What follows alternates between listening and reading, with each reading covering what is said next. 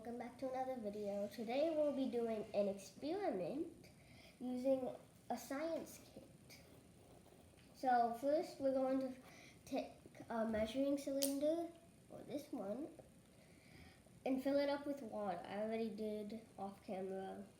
Add 2 drops of red color. I already did that. Now we're going to add 2 scoops of citric acid and 2 scoops of baking soda to the flask. Conical flask, or a Mayer flask. Oops, wrong way.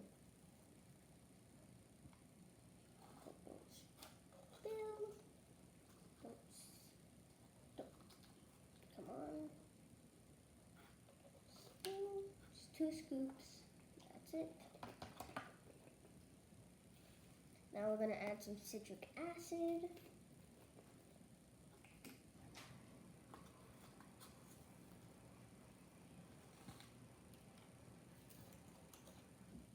Two scoops of citric acid.